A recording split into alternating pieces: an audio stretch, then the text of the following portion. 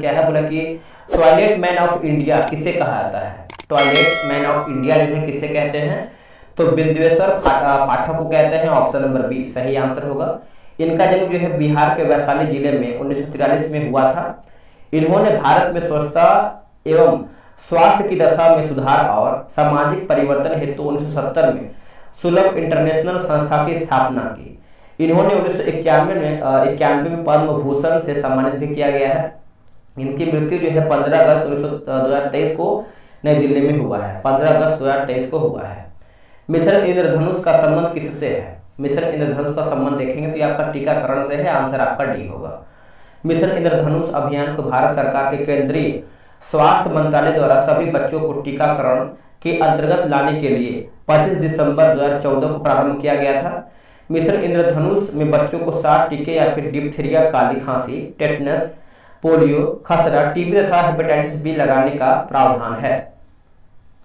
विश्व पर्यावरण दिवस जो है कब मनाया जाता है, तो विश्व पर्यावरण दिवस देखेंगे तो यह मनाते हैं 5 जून को। ऑप्शन नंबर ए राइट होगा। विश्व पर्यावरण दिवस यूनेप की पहल है। इसका निर्णय स्टॉकहोम सम्मेलन 1972 में लिया गया था। पहला विश्व पर्यावरण दिवस 1974 में मनाया गया था। संयुक्त राष्ट्र पर्यावरण कार्यक्रम यानी यूनेप का गठन संयुक्त राष्ट्र महासभा की स्वीडन यानी स्टॉकहोम में मानव पर्यावरण पर हुई कॉन्फ्रेंस के परिणाम स्वरूप 5 जून 1972 को हुआ है। यूनेप की मुख्यालय की बात करते हैं तो नैरोबी यानी केन्या में है।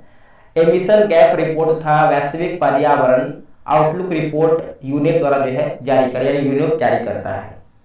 प्रथम पृथ्वी सम्मेलन कहाँ आयोजित किया गया था, तो यह किया गया था रियो डी जेनेरियो हो जाएगा। ऑप्शन नंबर बी राइट होगा। वर्ष 1992 में ब्राजील के रियो डी जेनेरियो शहर में पर्यावरण संरक्षण तथा सामाजिक आर्थिक विकास से जुड़ी तत्कालिक समस्याओं का समाधान खोजने के उद्देश्य से पृथ्वी शिखर सम्मेलन आयोजित जो है किया गया था। इसमें बोला कि इस सम्मेलन में सतत विकास हेतु वैश्विक कार्य है ना वैश्विक कार्य योजना एजेंडा 21 को अपनाया गया था। रियो प्लस 10 जोहान्सबर्ग सम्मेलन वर्ष 2002 में दक्षिण अफ्रीका के जोहान्सबर्ग में आयोजित किया गया था। इसे पृथ्वी सम्मेलन 2002 के नाम से भी जाना जाता है।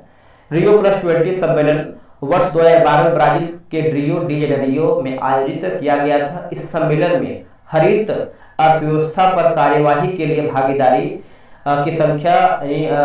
की स्थापना की गई। क्योटो प्रोटोकॉल की बात करते हैं तो 1997 जापान कार्बन उत्सर्जन में कटौती से संबंधित है। नेक्स्ट क्वेश्चन 2026 में फीफा विश्व कप कहां आयोजित किया जाएगा, तो ये किया जाएगा आपका यूएसए, कनाडा, मैक्सिको। आंसर जो है आपका ए सही होगा। मस्तिष्क का सबसे बड़ा भाग कौन सा है, देखिए मस्तिष्क का सबसे बड़ा भाग देखेंगे कि आपका सेरिब्रम होगा। ऑप्शन नंबर बी राइट होगा। मानव मस्तिष्क को 3 प्रमुख भागों में विभाजित किया गया है, अग्र मस्तिष्क, मध्य मस्तिष्क और पश्च मस्तिष्क। अग्र मस्तिष्क की बात करते हैं तो यह 2 भागों में बटा होता है ना। जैसे प्रमस्तिष्क की बात करते हैं तो प्रमस्तिष्क यह मस्तिष्क का सबसे बड़ा भाग है। यह संपूर्ण मस्तिष्क का लगभग 2/3 हिस्सा होता है। मानव में किसी बात को सोचने समझने की शक्ति, स्मरण शक्ति, घृणा, प्रेम, भय के अनुभव जैसी क्रियाओं का नियंत्रण और समन्वय प्रमस्तिष्क द्वारा जो है होता है। यह मस्तिष्क के अन्य भागों के कार्यों पर भी नियंत्रण रखता है। बात करेंगे हम डाइएनसेफेलॉन। यह अग्र मस्तिष्क का एक भाग है। यह अधिक या कम ताप के आभास तथा दर्द व रोने जैसी क्रियाओं का नियंत्रण करता है। मध्य मस्तिष्क यह 2 भागों में बटा होता है। जैसे कार्पोराक्वा ट्रीजेमिना यह दृष्टि एवं श्रवण शक्ति पर नियंत्रण का जो है कार्य करता है। सेरिब्रम है ना, सेरिब्रल पेंटिकल यह जंतुओं का बंडल होता है। जो सेरिब्रम है ना, सेरिब्रल कार्टेक्स को मस्तिष्क के अन्य भागों तथा मेरुरज्जु से जोड़ता है। मेडुला ऑब्लिंगेटा का पिछला भाग मेरुरज्जु बनाता है। मेरुरज्जु का अंतिम सिरा एक पहले सूत्र के रूप में होता है। मेरुरज्जु के चारों ओर भी ड्यूरोमेटर, ऑक्नाइड और पायमेटर का बना आवरण होता है।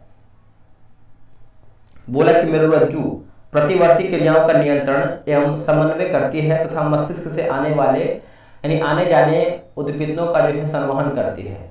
परिखीर तंत्रिका तंत्र मस्तिष्क एवं मेरुरज्जु से निकलने वाली तंत्रिकाओं का बना होता है, जिन्हें क्रमशः कपालीय तंत्रिकाएं एवं मेरुरज्जु तंत्रिकाएं कहते हैं। मनुष्य में 12 जोड़ी कपाली तंत्रिकाएं एवं 31 जोड़ी मेरुरज्जु तंत्रिकाएं होती हैं। समावेत तंत्रिका तंत्र कुछ मस्तिष्क एवं कुछ मेरुरज्जु तंत्रिकाएं का बना होता है। यह शरीर के सभी आंतरिक अंगों व रक्त वाहिनियों को वाहिनियों को तंत्रिकाओं की आपूर्ति करता है। स्वायत्त तंत्रिका तंत्र की अवधारणा को सर्वप्रथम लैंगली महोत्सव ने दिया था। स्वायत्त तंत्रिका के 2 भाग होते हैं, अनुकंपी तंत्रिका तंत्र, परानुकंपी तंत्रिका तंत्र। अनुकंपी और परानुकंपी तंत्रिका तंत्र की क्रियाएं हमेशा एक दूसरे के विपरीत होती हैं। ये दोनों ही हमेशा क्रियाशील रहते हैं। आते हैं क्वेश्चन नंबर 7 पे। बोला कि मंत्रिपरिषद का आकार होता है, मंत्रिपरिषद का आकार होता है तो लोकसभा का 15%। ऑप्शन नंबर जो है बी सही होगा। यह प्रावधान 91वां संविधान संशोधन अधिनियम 2003 में किया गया था। इसमें कहा गया है कि केंद्रीय मंत्रिपरिषद में प्रधानमंत्री समेत मंत्रियों की अधिकतम संख्या लोकसभा की कुल सदस्य संख्या से 15% से अधिक नहीं होगा। राज्यों में मुख्यमंत्री समेत मंत्रियों की अधिकतम संख्या विधानसभा की कुल सदस्य संख्या के 15% से अधिक नहीं होगी, किंतु राज्यों में मुख्यमंत्री समेत मंत्रियों की न्यूनतम संख्या 12 से कम नहीं होगा। दिल्ली विधानसभा में 10%। डीआरडीओ द्वारा विकसित लक्ष्य क्या है? देखिए लक्ष्य की बात करते हैं तो ये आपका चालक रहित विमान है। क्या है? चालक रहित विमान। ऑप्शन नंबर जो है आपका ए सही होगा। देखिए लक्ष्य गैस टरबाइन इंजन द्वारा संचालित एक लागत प्रभावी पुनः उपयोग करने योग्य उच्च सबसोनिक हवाई प्रणाली है। इसे डीआरडीओ ने वैमानिकी विकास प्रतिष्ठान द्वारा विकसित तथा हिंदुस्तान एरोनॉटिक्स लिमिटेड द्वारा जो है बनाया गया है। यह 1.5 किलोमीटर की लंबाई के 2 लक्ष्य को भेद सकता है। इसे भारतीय वायुसेना, भारतीय नौसेना तथा भारतीय थल सेना में क्रमशः 2000, 2001 तथा 2003 में शामिल किया गया है। रक्षा अनुसंधान एवं विकास संगठन यानी डीआरडीओ का गठन 1958 में किया गया था। इसका मुख्यालय आपका नई दिल्ली में है। डीआरडीओ के अध्यक्ष जो है समीर वी कामत हैं। बिहार की सबसे बड़ी ऑक्सबो झील है। देखिए बिहार की सबसे बड़ी जो है आपका ऑक्सबो झील है दोस्तों। तो बिहार की सबसे बड़ी ऑक्सबो झील जो है आपको गोखुर झील यानी कांवर झील है। कांवर झील को एशिया की सबसे बड़ी ताजे पानी की गोखुर झील के रूप में जाना जाता है। यह बिहार के बेगूसराय जिले में स्थित है। कांवर झील बिहार की पहली और देश की 39वीं रामसर साइट्स है। गोगाबिल पक्षी बिहार जो है कटिहार में है। कुशेश्वर पक्षी की बात करते हैं तो आपको दरभंगा में देखने को मिलता है। आगे हमारा क्वेश्चन क्या है? देखिए अगर आप बिहार एसआई का तैयारी करना चाहते हैं तो टेलीग्राम पे ग्रुप बनाया गया है। उसमें आपको बहुत सारा सेट जो है कंटिन्यू बेसिस पे चल रहा है। ये रहा व्हाट्सएप नंबर 8756546533। आप इससे जो है बिहार दरोगा लिख करके मैसेज कर दीजिए। आपको जानकारी मिलेगा कि आपको ग्रुप में कैसे ज्वाइन होना है। डेली आपका सेट चल रहा है दोस्तों। और बिहार एसआई का वैकेंसी कभी भी आ सकता है, तो एकदम जम के तैयारी कीजिए। कुछ भी छोड़ना नहीं है, पूरा दाव पे लगा देना है इस बार। बोला कि लैक्टोमीटर किस सिद्धांत पर कार्य करता है? लैक्टोमीटर तो ये करता है आर्किमिडीज के सिद्धांत पर। ऑप्शन नंबर सी होगा। आर्किमिडीज का सिद्धांत, जब कोई वस्तु किसी द्रव्य में पूर्णतः अथवा आंशिक रूप से डुबोई जाती है तो उसके भार में आभासी कमी होती है। भार में आभासी कमी वस्तु द्वारा हटाए गए द्रव्य के भार के बराबर होती है। आर्किमिडीज के सिद्धांत के बहुत से अनुप्रयोग हैं। यह जलयानों तथा पनडुब्बियों के डिजाइन बनाने में काम आता है। दुग्ध मापी, जो दूध के किसी नमूने की शुरुआत की जांच करने के लिए है। हाइड्रोमीटर आर्किमिडीज के सिद्धांत पर आधारित है। रक्षा पेटी पनडुब्बी भी आर्किमिडीज के सिद्धांत पर कार्य करता है। नेक्स्ट है, निम्नलिखित में से किस राज्य से होकर कर्क रेखा गुजरती है? देखिए कर्क रेखा दोस्तों गुजरता है तो ये आपको हो जाएगा Madhya Pradesh. Option number C सही होगा। अब इसको समझते हैं। देखिए भूमध्य है ना, भूमध्य यानी विषुवत रेखा के उत्तर में 23.5 डिग्री अक्षांशों को कर्क रेखा कहते हैं तथा विषुवत रेखा के दक्षिण में 23.5 डिग्री अक्षांश को मकर रेखा कहते हैं। कर्क रेखा भारत के 8 राज्य जिसमें से आप गुजरात, राजस्थान, मध्य प्रदेश, छत्तीसगढ़, झारखंड, पश्चिम बंगाल, त्रिपुरा तथा मिजोरम से होकर गुजरता है। भारत में माही नदी कर्क रेखा को 2 बार काटती है। अगला है बूढ़ी गंडक किसकी? बूढ़ी गंडक जो है किसकी सहायक नदी है? तो दोस्तों ये आपको हो जाएगा गंगा की। ऑप्शन नंबर ए होगा। बूढ़ी गंडक सोमेश्वर श्रेणी के पश्चिमी भाग से निकलकर पश्चिमी चंपारण, पूर्वी चंपारण, मुजफ्फरपुर, समस्तीपुर, बेगूसराय, खगड़िया जिले में बहते हुए अंत में मुंगेर जिले में गंगा नदी से या फिर गंगा नदी में मिल जाती है। इसकी सहायक नदियां जैसे मसान, बालोर, त्यूर, धनोती आदि हैं। गंगा की प्रमुख सहायक नदी की बात करते हैं तो उत्तर दिशा बाएं किनारे की जो है आपका रामगंगा, गोमती, घाघरा, गंडक, बूढ़ी गंडक, कोसी, महानंदा। ठीक, दक्षिण दिशा की दाएं किनारे की बात करते हैं तो टोंस, यमुना, कर्मनासा, सोन, पुनपुन, क्यूल आदि हैं। नर्मदा नदी कहाँ से निकलती है? देखिए नर्मदा नदी दोस्तों जो है आपका अमरकंटक से निकलता है। ऑप्शन नंबर जो है बी सही होगा। बोला कि मध्य प्रदेश में अमरकंटक की पहाड़ी से निकलने के पश्चात यह उत्तर में विंध्य पर्वत तथा दक्षिण में सतपुड़ा पर्वत के मध्य भ्रंश घाटी से होकर बहते हुए अरब सागर की खंभात की खाड़ी में गिरती है। नर्मदा नदी की लंबाई जो आपका 1312 किलोमीटर है। यह जबलपुर के पास भेड़ाघाट की संगमरमर शैली को काटकर धुआंधार जलप्रपात का निर्माण करती है और सांग नर्मदा में दाएं तट से मिलने वाली एक प्रमुख नदी है। नर्मदा नदी अपने मुहाने पर एस्चुरी यानी ज्वारंदमुख बनाती है तथा यानी तवा जो है यहाँ पे बंजर यहाँ पर देखिए बनाती है। तवा, बंजर, शेष आदि इसकी अन्य सहायक नदियां हैं। सरदार सरोवर बांध नर्मदा नदी पर स्थित है। बंगाल की दीवानी अधिकार जो है अंग्रेज कौन मिली? बंगाल की दीवानी अधिकार अंग्रेजों को मिली। तो इसका आंसर हो जाएगा इलाहाबाद की संधि द्वारा। ऑप्शन नंबर ए सही होगा। देखिए इलाहाबाद की प्रथम संधि 12 अगस्त 1765 को मुगल सम्राट शाह आलम द्वितीय तथा अंग्रेज गवर्नर लॉर्ड क्लाइव के मध्य संपन्न हुआ था। इस संधि के तहत कंपनी को मुगल सम्राट से बंगाल, बिहार एवं उड़ीसा की दीवानी प्राप्त हुई। इसके बदले कंपनी ने मुगल सम्राट को 26 लाख रुपए की वार्षिक पेंशन देना स्वीकार किया। कंपनी ने अवध के नवाब से कड़ा और इलाहाबाद के क्षेत्र को लेकर मुगल सम्राट शाह आलम द्वितीय को दे दिया। इलाहाबाद की द्वितीय संधि 16 अगस्त 1765 ईस्वी को अवध के नवाब सुजाउद्दौला एवं लॉर्ड क्लाइव के मध्य हुआ। चुनाव आयोग का उल्लेख किस अनुच्छेद में है? देखिए चुनाव आयोग का जो अनुच्छेद देखेंगे तो आपका 324 हो जाएगा। ऑप्शन नंबर बी सही होगा। संविधान के भाग 15 में अनुच्छेद 324 से लेकर के 329 तक चुनाव आयोग का उल्लेख है। संविधान के अनुच्छेद 324 के अनुसार संसद, राज्य विधानमंडल, राष्ट्रपति व उपराष्ट्रपति के पदों के निर्वाचन के लिए संचालन, निर्देशन व नियंत्रण की जिम्मेदारी चुनाव आयोग की है। देखिए 1950 से 15 अक्टूबर 1989 तक निर्वाचन आयोग एक सदस्यीय निकाय के रूप में कार्य करता था, जिसमें केवल मुख्य निर्वाचन आयुक्त होता था। 16 अक्टूबर 1989 को राष्ट्रपति ने 2 अन्य निर्वाचन आयुक्तों को नियुक्त किया। हालांकि 1990 में उपरोक्त दोनों निर्वाचन आयुक्तों के पद को समाप्त कर दिया गया और स्थिति जो है पहले की तरह जो है हो गई। एक बार फिर अक्टूबर 1993 में 2 निर्वाचन आयुक्तों को नियुक्त किया गया। इसके बाद अब तक आयोग बहुसदस्यीय संस्था के तौर पर काम कर रहा है, जिसमें एक मुख्य निर्वाचन आयुक्त व 2 अन्य निर्वाचन आयुक्त होते हैं। मुख्य निर्वाचन आयुक्त व 2 अन्य निर्वाचन आयुक्तों के पास समान शक्ति होती है तथा उनके वेतन, भत्ते व दूसरे लाभ भी एक समान होते हैं, जो सर्वोच्च न्यायालय के न्यायाधीश के समान होते हैं। जब मुख्य निर्वाचन आयुक्त व 2 अन्य निर्वाचन आयुक्तों के बीच विवाद में मतभेद होता है तो आयोग बहुमत के आधार पर निर्णय करता है।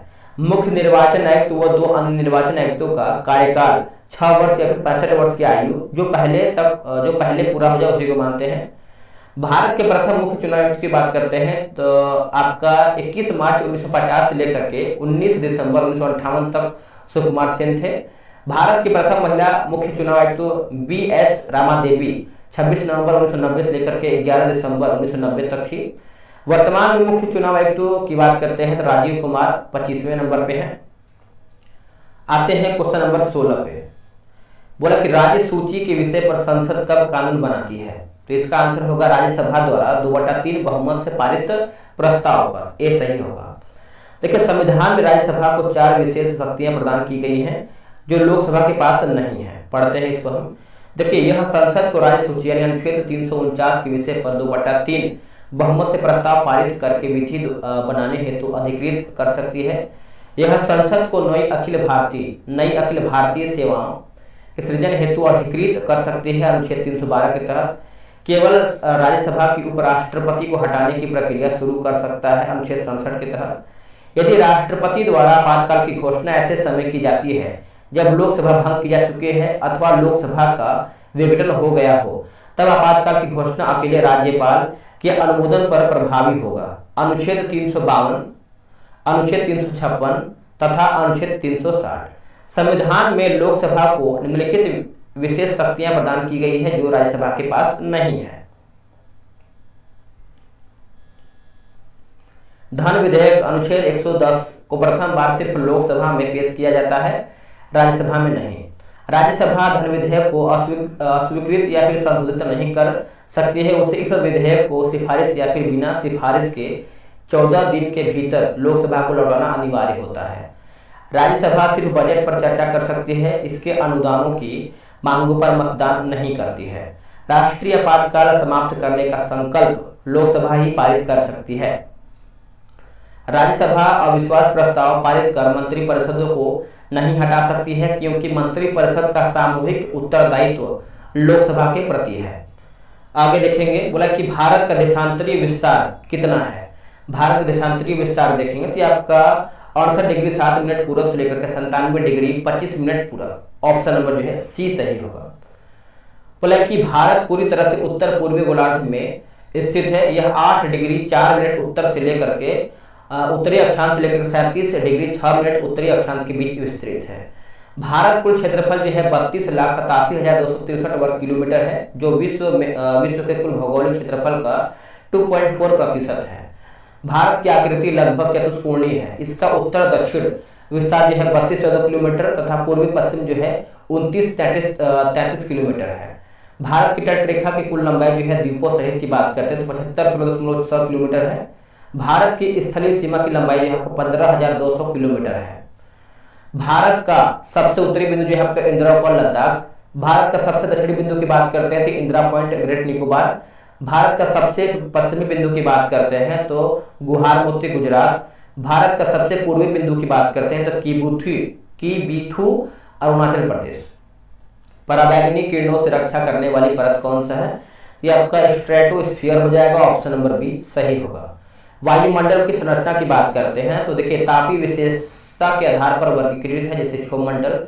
वायुमंडल की सबसे निचली परत को संवहन मंडल यानी परिवर्तन मंडल अथवा क्षोभमंडल कहा जाता है। इसकी औसत ऊंचाई सतह से लगभग 13 किलोमीटर है। यह ध्रुवों के निकट 8 किलोमीटर तथा विषुवत वृत्त पर 18 किलोमीटर की ऊंचाई पर विस्तृत है। क्षोभमंडल में मौसम संबंधित सभी घटनाएं तथा वाष्पीकरण, संघनन, वर्षण, कोहरा, बादल, तड़ित झंझा, चक्रवात आदि जो है घटित होते हैं। अगला कि सीता माता की जयंती कब मनाई जाती है? देखिए सीता माता की जयंती की बात करते हैं तो वैशाखी माह के शुक्ल पक्ष की नवमी को मनाते हैं। ऑप्शन नंबर बी सही होगा। देखिए हिंदू कैलेंडर के अनुसार सभी महीनों के नाम जैसे चैत्र, वैशाख, ज्येष्ठ, आषाढ़, श्रावण, भाद्र, आश्विन, कार्तिक, मार्गशीर्ष, अगहन इसको बोलते हैं, और पौष, माघ और फाल्गुन। ठीक, चैत्र माह के हिंदू नववर्ष की शुरुआत जो है होती है चैत्र माह से। नेक्स्ट क्वेश्चन है क्वेश्चन नंबर 20। बोला कि सर्वाधिक ऊंचाई पर स्थित बादल क्या कहलाता है? बादल दोस्तों जो है आपका पक्षाभ बादल कहते हैं। ऑप्शन नंबर जो है आपका डी सही होगा। बादलों का वर्गीकरण की बात करते हैं तो औसत ऊंचाई के आधार पर बादलों को 3 मुख्य वर्गों तथा 10 उपवर्गों में जो है बांटा जाता है। पहला जो है आपका उच्च बादल, ऊंचाई जो है आपका 6,000 से लेकर के 20,000 मीटर हो जाएगा।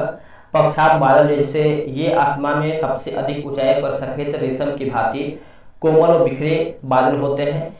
ये हिमकणों से बने होते हैं, इसलिए इनमें जो है वर्षा नहीं होती है। चक्रवात के आगमन के क्रम में सबसे पहले यही मेघ दिखाई पड़ते हैं, इसलिए ये मेघ चक्रवात के आगमन के सूचक होते हैं। पक्षाघ स्तरीय बादल यह वृहद क्षेत्र में दूधिया चादर की भांति फैले रहते हैं। इनके आगमन पर सूर्य तथा चंद्रमा की चारों ओर प्रभा मंडल बन जाता है।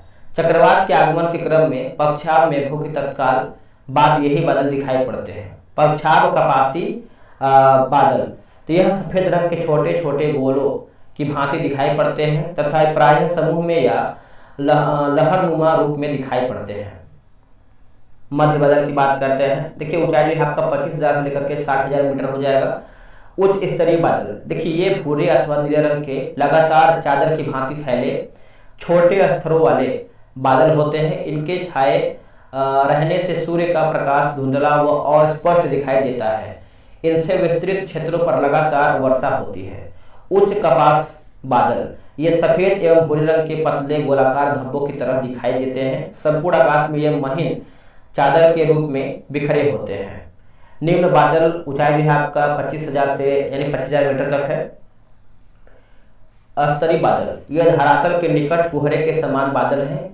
इनमें कई परतें पाई जाती हैं। सामान्यतः यह आकाश में पूरी तरह छाए रहते हैं। शीतोष्ण कटिबंधीय क्षेत्रों में शीत ऋतु में दो विपरीत स्वभाव वाली वायु राशियों के मिलने से प्रायः इनका निर्माण होता है। आगे देखेंगे, बोला कि अस्तरीय कपासी बादल, ये हल्के भूरे या सफेद रंग के गोलाकार धब्बों के रूप में मिलते हैं तथा ये जाड़ों के मौसम में प्रायः संपूर्ण आसमान को ढक लेते हैं। यह सामान्यतः साफ मौसम के सूचक हैं। कपासी बादल, इनका आकार गुंबदाकार व फूलगोभी की भांति होती है। इसका आधार क्षेत्र समतल पाया जाता है। यह प्रायः साफ मौसम की सूचना देते हैं। आगे क्वेश्चन है, बोला किस ग्रह को नीला ग्रह कहा जाता है? किस ग्रह को नीला ग्रह कहते हैं? तो इसका आंसर आपको हो जाएगा नेपच्यून को, ऑप्शन नंबर डी होगा। देखिए वरुण ग्रह पर मौजूद मीथेन गैस द्वारा लाल प्रकाश के अवशोषण के कारण जो है वरुण को नीला ग्रह कहा जाता है। यह सौरमंडल का सर्वाधिक ठंडा ग्रह है। इसका वायुमंडल अति घना, इसमें हाइड्रोजन, हीलियम, मीथेन और अमोनिया विद्यमान है। इसके प्रमुख उपग्रह की बात करते हैं तो ट्रिटोन व नेरीड है। शुक्र यानी वीनस को सांझ का तारा या फिर भोर का तारा तथा पृथ्वी की जुड़वा बहन भी कहा जाता है। पृथ्वी को जल की उपस्थिति के कारण जो नीला ग्रह कहते हैं। मंगल यानी मार्स की सतह लाल, फेरस ऑक्साइड की उपलब्धता के कारण जो है होने के कारण इसे लाल ग्रह भी कहते हैं। शनि यानी सैटर्न को गैसों का गोला एवं गैलेक्सी समान ग्रह कहा जाता है। अरुण यानी यूरेनस को लेटा हुआ ग्रह तथा हरा ग्रह भी कहते हैं। किसने गति के नियमों का प्रतिपादन किया था? आंसर होगा Newton, option number A right होगा। देखिए आइजैक न्यूटन ने 1684 ईस्वी में अपनी पुस्तक दी प्रिंसिपिया मैथमेटिक है ना, मैथमेटिक की गति के नियमों को प्रतिपादित किया है। इन्होंने गति के 3 नियमों को प्रतिपादित किया जो निम्न है। प्रथम गति की बात करते हैं, जैसे कोई वस्तु विराम की अवस्था में है वह विराम की अवस्था में ही रहेगी और यदि वह एक समान गति से किसी सीधी रेखा में चल रही हो तो वैसे ही चलती रहेगी जब तक कि उस पर कोई बाहरी बल लगाकर उसकी अवस्था में परिवर्तन न किया जाए। वस्तु की प्रारंभिक अवस्था में स्वतः परिवर्तन नहीं होने की प्रवृत्ति को जड़त्व कहते हैं। इसलिए न्यूटन के प्रथम नियम को जड़त्व का नियम भी कहा जाता है। किसी भी वस्तु का जड़त्व उसका वह प्राकृतिक गुण है जो उसकी विराम या गति की अवस्था में परिवर्तन का विरोध करता है। इस प्रकार किसी वस्तु का द्रव्यमान उसके जड़त्व का माप प्रथम नियम में हमें बल की परिभाषा मिलती है। उदाहरण की बात करें, जैसे पेड़ की टहनियों से हिलाने से उसके फल टूटकर नीचे गिर पड़ते हैं। कंबल को हाथ से पकड़कर डंडे से पीटते हुए धूल के कण झड़कर गिर जाते हैं। गोली मारने से कांच में गोल छेद हो जाते हैं और परंतु पत्थर मारने पर कांच टुकड़े टुकड़े हो जाते हैं। रुकी हुई गाड़ी अचानक चल पड़ने पर उसमें बैठे यात्री पीछे की ओर झुक जाते हैं। चलती हुई गाड़ी के अचानक रुकने पर उसमें बैठे यात्री जो है आगे की ओर झुक जाते हैं। ये सब जो है प्रथम नियम का उदाहरण है। अब आते हैं दूसरे नियम पर। देखिए दूसरा नियम आपका बोल रहा है कि किसी वस्तु पर आरोपित बल उस वस्तु के द्रव्यमान तथा बल की दिशा में उत्पन्न त्वरण के गुणनफल के बराबर होता है। गति के द्वितीय नियम से बल का व्यंजक भी प्राप्त होता है। वस्तु के संवेग में परिवर्तन की दर उस पर आरोपित बल के अनुक्रमानुपाती होती है तथा संवेग परिवर्तन आरोपित बल की दिशा में होता है। इसका एग्जाम्पल क्या है? देखिए क्रिकेट खिलाड़ी तेजी से आती हुई गेंद को कैच करते समय अपने हाथों को गेंद के वेग की दिशा में गतिमान कर लेता है ताकि चोट कम लगे। समान वेग से आती हुई क्रिकेट गेंद एक टेनिस गेंद में से टेनिस गेंद को कैच करना आसान होता है। गद्दा या मिट्टी के फर्श पर गिरने पर सीमेंट से बने फर्श पर गिरने की तुलना में कम चोट लगता है। गाड़ियों में स्प्रिंग और शॉक ऑब्जर्वर लगाए जाते हैं ताकि झटका कम लगे। अधिक गहराई तक कील को गाड़ने के लिए भारी हथौड़े का उपयोग होता है। ये सब जो है दूसरे नियम का उदाहरण है। अब आते हैं तीसरे नियम। तीसरा नियम आपका बोला है कि इस नियम के अनुसार प्रत्येक क्रिया के बराबर विपरीत दिशा में प्रतिक्रिया होती है। जब एक वस्तु दूसरी वस्तु पर बल लगाती है तब दूसरी वस्तु द्वारा भी पहली वस्तु पर तात्क्षणिक बल लगाया जाता है। ये दोनों बल परिणाम में सदैव समान लेकिन दिशा में विपरीत होते हैं। इस नियम को क्रिया प्रतिक्रिया का नियम भी कहते हैं। उदाहरण क्या है, देखिए बंदूक से गोली छोड़ते समय पीछे की ओर झटका लगना, नाव किनारे पर से जमीन पर कूदने पर नाव का पीछे हटना, ऊंचाई से कूदने पर चोट लगना, रॉकेट का आगे बढ़ना और कुआं से पानी खींचते समय रस्सी टूट जाने पर व्यक्ति का पीछे गिर जाना, आगे की नाव खेने के लिए बांस को पीछे खींचना। यह सब तीसरे नियम का उदाहरण है। अगला है प्रकाश संश्लेषण में आवश्यक है। प्रकाश संश्लेषण में आवश्यक है तो इसका आंसर क्या होगा? ऑप्शन नंबर बी हो जाएगा, क्लोरोफिल आवश्यक है। आप आंसर याद रखिएगा, ऑप्शन नंबर बी होगा। प्रकाश संश्लेषण, देखिए पौधे के हरे भाग सौर ऊर्जा को ग्रहण कर वायुमंडल से ली गई कार्बन डाइऑक्साइड तथा भूमि से अवशोषित जल के द्वारा कार्बोहाइड्रेट का निर्माण करते हैं। इस प्रक्रिया में ऑक्सीजन एवं जल सहायक उत्पाद के रूप में निष्कासित होते हैं। पौधे में होने वाली यह क्रिया हरित लवक या फिर पर्णहरित की उपस्थिति में संपन्न होती है। पर्णहरित, देखिए पर्णहरित वर्णक मुख्यतः हरित लवक नामक पादप कोशिकाओं में पाया जाता है। पौधों की जिन कोशिकाओं में पर्णहरित उपस्थित होता है केवल वे ही प्रकाश संश्लेषण क्रिया कर पाती है। पौधों में पर्णहरित प्रायः हरी पत्तियों में पाया जाता है। इस कारण जो है पत्तियों को पौधे का प्रकाश संश्लेषी अंग कहा जाता है। पर्णहरित के केंद्र में मैग्नीशियम यानी Mg पाया जाता है।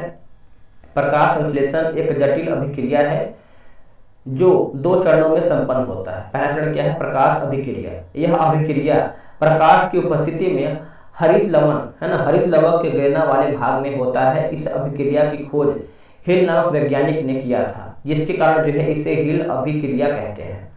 प्रकाश संश्लेषण के प्रकाश अभिक्रिया में यहाँ पर देखिए दिया गया है NADPH2 एवं ATP का निर्माण होता है। NADPH2 एवं तथा ATP का प्रयोग प्रकाश संश्लेषण की दूसरी अवस्था या अप्रकाशीय अभिक्रिया में होता है। अप्रकाशित अभिक्रिया, इसे अप्रकाशिक अभिक्रिया इसलिए नहीं कहते हैं कि यह अंधेरे में होता है, बल्कि इसलिए कहते हैं कि यह अभिक्रिया हेतु प्रकाश की जरूरत नहीं है। यह अभिक्रिया हरित लवक के स्टोमा वाले भाग में प्रकाश अभिक्रिया में बने NADPH2 तथा ATP की सहायता से संपन्न होता है। यह अभिक्रिया का पूर्ण एवं विस्तृत अध्ययन मेल्विन कैल्विन नामक वैज्ञानिक ने किया था। शैवाल और हाइड्रिला जो प्रायः जल में मिलते हैं का पूरा शरीर प्रकार जो है संश्लेषी होता है। प्राकृतिक सफाई कर्मी किसे कहा जाता है? तो ये कहते हैं अपघटक को कहते हैं। ऑप्शन नंबर जो है आपका सी होगा। देखिए अपघटक पौधे तथा उपभोक्ता के मृत शरीर से अपना भोजन प्राप्त करने के साथ साथ जटिल कार्बनिक यौगिकों को साधारण जो है यहाँ पर क्लियर दिख नहीं रहा है। आगे बढ़ लेते हैं दोस्तों, हम आते हैं 25 नंबर पे। बोला कि पंचायती राज व्यवस्था किस संविधान संशोधन से संबंधित है? तो किससे आपका संबंध है? तो ये आपको हो जाएगा 73वां संविधान संशोधन, ऑप्शन नंबर ए। 73वां संविधान संशोधन अधिनियम 1992 में पारित हुआ है। 73वां संविधान संशोधन अधिनियम ने पंचायती राज संस्थाओं को संवैधानिक दर्जा प्रदान किया है। यहाँ पर देखेंगे तो देखिए इस अधिनियम ने संविधान में भाग लेना, यहाँ पर देखिए सम्मिलित इसे पंचायत का नाम दिया है।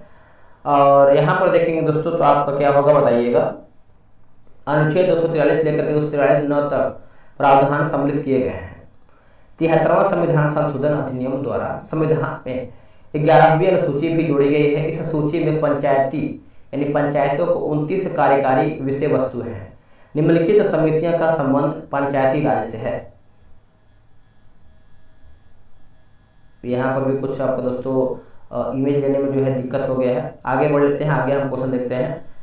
उससे हम पूरा डिस्कशन करवा ही रहे हैं, तब कुछ क्वेश्चन जो है आपका ब्लर हो गया है, तो इसको हम आगे जब आपका वीडियो आएगा तो उसको हम देख लेंगे फिर से इसका PDF बना करके। बोला कि 44वें संविधान संशोधन द्वारा हटाया गया मौलिक अधिकार। मौलिक अधिकार कौन सा है? देखिए, मौलिक अधिकार की बात करते हैं तो ऑप्शन नंबर आपका क्या होगा बताइएगा। देखिए, आपका संपत्ति के अधिकार को मौलिक अधिकार की श्रेणी से हटा दिया गया है। वर्तमान में संपत्ति का अधिकार जो है यहाँ पर देखेंगे तो आपका भाग 12 में अनुच्छेद 300 क के तहत एक विधिक अधिकार है। 44वें संविधान संशोधन अधिनियम द्वारा संविधान में निम्न संशोधन किए गए हैं, इसको पढ़ लेते हैं। राष्ट्रपति को यह शक्ति दिया गया है कि मंत्रिपरिषद यानी कैबिनेट की सलाह को एक बार पुनर्विचार के लिए भेज सकता है। हालांकि पुनर्विचार के बाद कैबिनेट द्वारा जो है दी गई सलाह राष्ट्रपति के लिए बाध्यकारी होगा। अध्यादेश जारी करने में राष्ट्रपति, राज्यपाल एवं प्रशासक की संस्तुति के उपलब्ध को समाप्त किया गया है। राष्ट्रीय आपात के संबंध में आंतरिक अशांति शब्द के स्थान पर सशस्त्र विद्रोह शब्द रखा गया है। राष्ट्रपति के लिए व्यवस्था बनाई गई है कि वह केवल कैबिनेट की लिखित सिफारिश पर ही आपातकाल घोषित कर सकता है। मूल अधिकारों की सूची से संपत्ति का अधिकार समाप्त किया गया और इसे केवल विधिक अधिकार बनाया गया है। अनुच्छेद 20 और 21 द्वारा प्रदत्त मूल अधिकारों को राष्ट्रीय आपातकाल में भी निलंबित नहीं किया जा सकता है इत्यादि। आते हैं क्वेश्चन नंबर 27 पे। बर्फ क्या है? देखिए दोस्तों, बर्फ क्या है तो आणविक ठोस है। आंसर आपका डी होगा। दाब बढ़ने से बर्फ का गलनांक घट जाता है तथा आयतन बढ़ता है। बर्फ में अशुद्धि मिलाने पर गलनांक कम हो जाता है। बर्फ के गलन की गुप्त ऊष्मा का मात्र 80 कैलोरी प्रति ग्राम है। जब बर्फ समुद्र के पानी में तैरता है तो उसके आयतन का 1/10वां भाग पानी के ऊपर रहता है। बर्फ घनत्व जो है 0.9 ग्राम प्रति सेंटीमीटर क्यूब होता है। जब किसी पानी भरे पात्र में बर्फ तैर रही होती है तब बर्फ के पिघल जाने पर पात्र में पानी का तल अपरिवर्तित रहता है। जल का आयतन 0 डिग्री सेल्सियस से 4 डिग्री सेल्सियस तक गर्म करने पर घटता है तथा 4 डिग्री सेल्सियस के बाद जो है आयतन बढ़ता है। जल का घनत्व जो है 4 डिग्री सेल्सियस पर सबसे अधिक होता है। सर्वोच्च के सिद्धांत सर्वोच्चता के सिद्धांत के प्रतिपादक कौन थे? आंसर आपको हो जाएगा Lord Hasting. Option number A right होगा। सर्वोच्चता के सिद्धांत से तात्पर्य ईस्ट इंडिया कंपनी की सर्वोच्चता से है। इसमें कहा गया है कि कंपनी की शक्ति भारतीय राज्यों की तुलना में अधिक है। लॉर्ड हेस्टिंग 1813 से 23। आंग्ल नेपाल युद्ध 1814 से 16 तक। सुगौली की संधि 1816। सुगौली की संधि के बाद हेस्टिंग को मार्क्वेस ऑफ हेस्टिंग की उपाधि दी गई है। तृतीय आंग्ल मराठा 1817 से लेकर के 19 तक मराठा परिसंघ का कंपनी के साम्राज्य में विलय।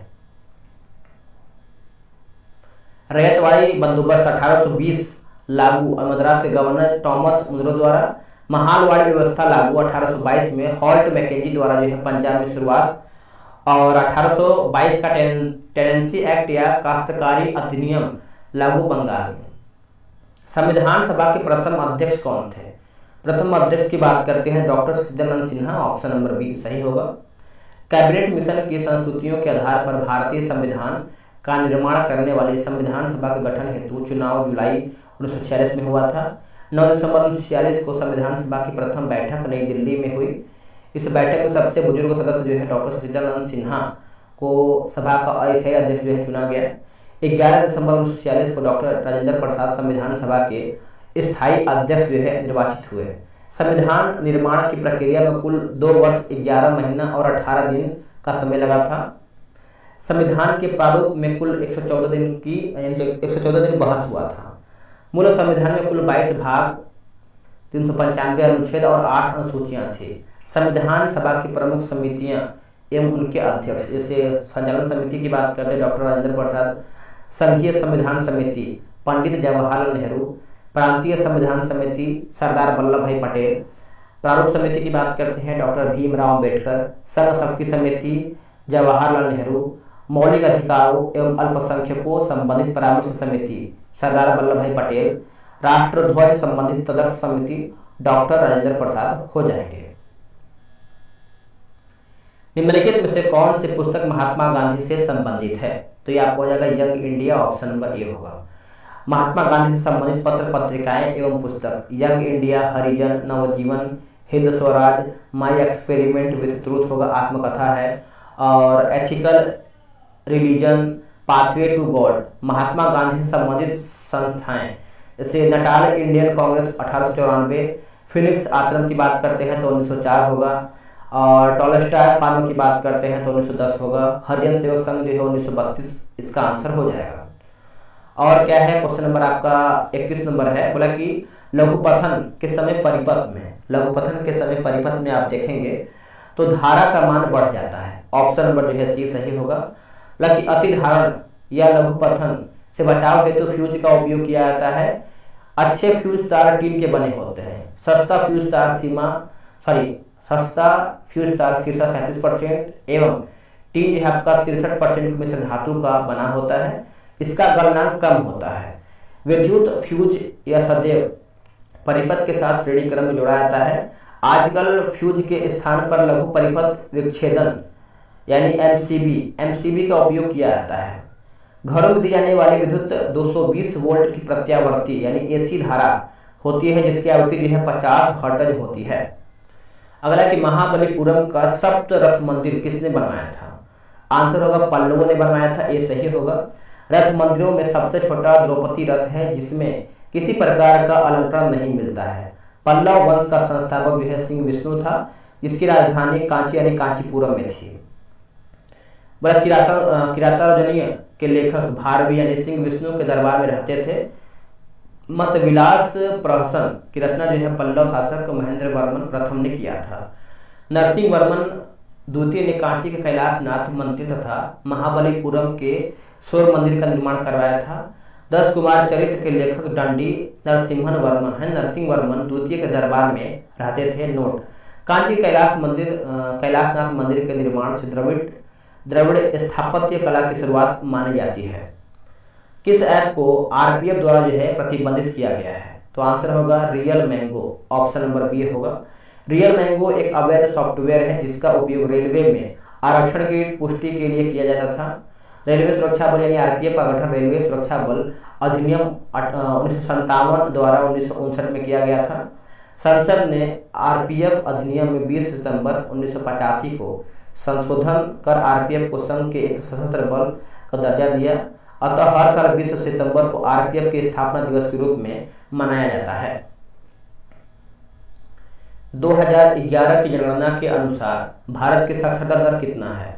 तो ये आपको हो जाएगा 73%, ऑप्शन नंबर बी सही आंसर होगा।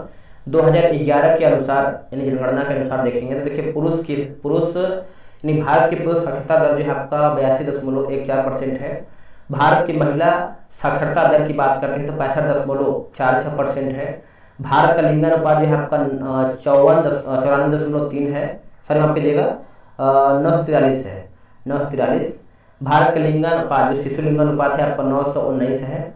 भारत का जनसंख्या घनत्व जो है आपका 382 व्यक्ति प्रति वर्ग किलोमीटर है।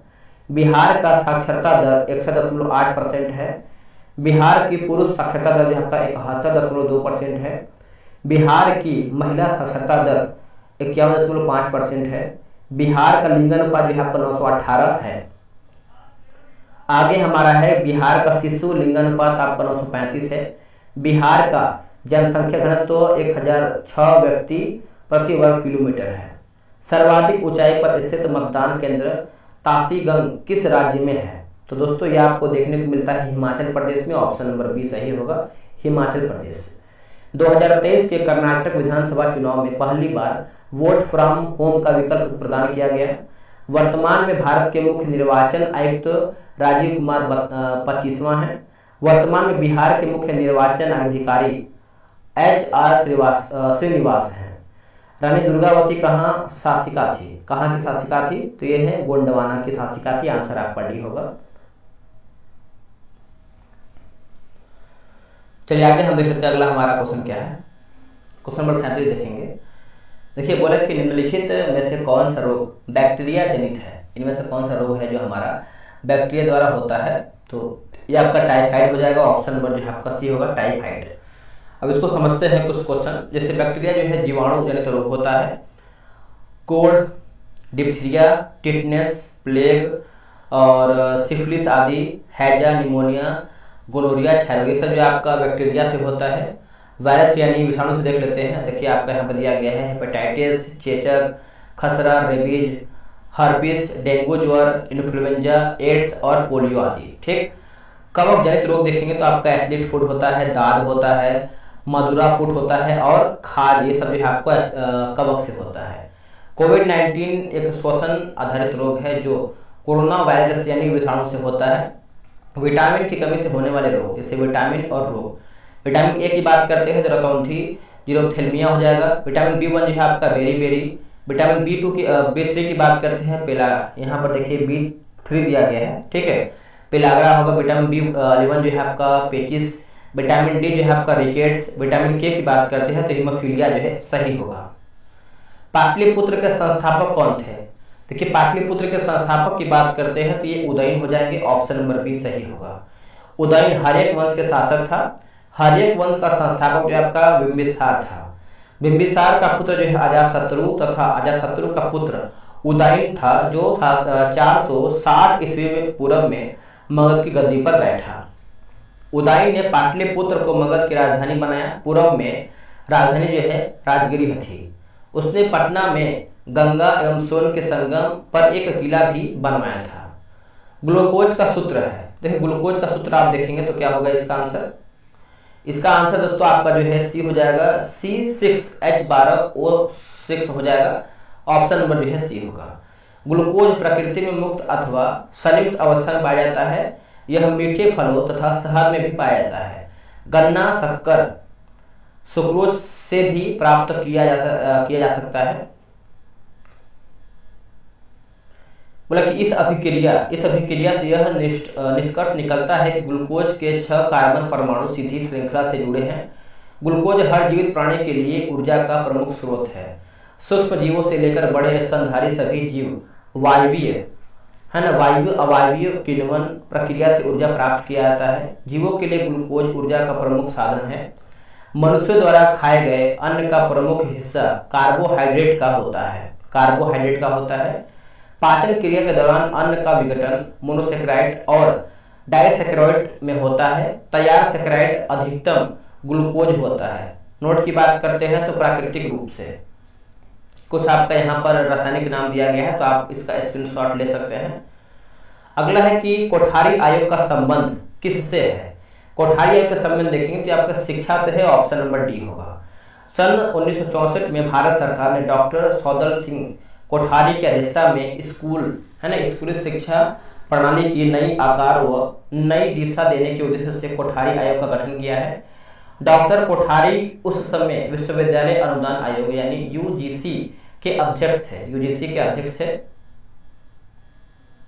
अगला कि डोडा बेटा किस पर्वत की सबसे ऊंची चोटी है? तो ये आपको हो जाएगा नीलगिरी का, ऑप्शन नंबर डी सही होगा। पूर्वी घाट एवं पश्चिमी घाट के पर्वत नीलगिरी पर्वत ग्रंथि में मिलते हैं, जिनका सर्वोच्च शिखर जो है आपका डोडा बेटा 2637 मीटर है। डोडा बेटा दक्षिण भारत का दूसरा सर्वोच्च शिखर है। नीलगिरी के दक्षिण में अन्नामलाई की पहाड़ियां हैं। अन्नामलाई की सर्वाधिक ऊंची चोटी जो है आपका अन्नामलाई 2695 मीटर है। यह पश्चिम घाट सहित संपूर्ण दक्षिण भारत का सर्वोच्च शिखर है। पूर्वी घाट की सबसे ऊंची चोटी जो है आपका जिंदागढ़ा चोटी 1690 मीटर है। सतपुड़ा पर्वतमाला की सबसे ऊंची चोटी की बात करते हैं धूपगढ़ जो कि 1350 मीटर है। उत्तरी सह्याद्री का सर्वोच्च शिखर जो आपका कलसुबाई है। अरावली पर्वतमाला का सर्वोच्च शिखर गुरु शिखर 1722 मीटर है जो माउंट आबू के पहाड़ियों में स्थित है। 8वीं सूची में कितनी भाषाओं को शामिल किया गया है? तो आंसर आपका हो जाएगा 22 भाषा को शामिल किया गया, ऑप्शन नंबर बी होगा। ये भाषाएं की बात करते हैं तो असमिया, बांग्ला, बोडो, डोगरी, गुजराती, हिंदी, कन्नड़, कश्मीरी, कोंकणी, मैथिली, मलयालम, मणिपुरी, मराठी, नेपाली, उड़िया, पंजाबी, संस्कृत, संथाली, सिंधी, तमिल, तेलुगु तथा उर्दू है। मूल संविधान में 8 अनुसूची में यानी 8वीं अनुसूची में 14 भाषा शामिल था। सिंधी भाषा को 21वें संविधान संशोधन अधिनियम 1967 द्वारा जो है जोड़ा गया था। कोंकणी, मणिपुरी और नेपाली को 71वें संविधान संशोधन अधिनियम 1992 द्वारा जो है जोड़ा गया था। बोडो, डोगरी, मैथिली और संथाली को 92वां संविधान संशोधन अधिनियम द्वारा 2003 में जोड़ा गया था। उड़िया का नया नाम बदल करके 2011 में ओडिया जो है कर दिया गया। चंद्रयान 3 के लैंडर का नाम क्या था? आंसर हो जाएगा विक्रम, ऑप्शन नंबर बी होगा। चंद्रयान 3 को 14 जुलाई 2023 को श्रीहरिकोटा स्थित सतीश धवन अंतरिक्ष केंद्र में LVM-3M4 रॉकेट द्वारा जो है प्रक्षेपित किया गया था। चंद्रयान 3 ने 23 अगस्त 2023 को चंद्रमा के दक्षिणी ध्रुव पर सॉफ्ट लैंडिंग की। इसके साथ ही भारत चांद पर सॉफ्ट लैंडिंग करने वाला चौथा देश यानी रूस, अमेरिका एवं चीन के बाद बना तथा चंद्रमा के दक्षिणी ध्रुव पर लैंडिंग करने वाला विश्व का प्रथम देश होने का गौरव भी प्राप्त किया। बोला कि चंद्रयान 3 के एक स्वदेशी लैंडर मॉड्यूल, प्रोपलर्स मॉड्यूल और एक रोवर शामिल है। 23 अगस्त को भारत सरकार ने राष्ट्रीय अंतरिक्ष दिवस के रूप में मनाने की घोषणा भी की है। किस राज्य की राजधानी जो है अमरावती प्रस्तावित है? तो आप सभी को पता है दोस्तों, इसका आंसर आपको हो जाएगा आंध्र प्रदेश हो जाएगा। ये जो है सही आंसर होगा आंध्र प्रदेश।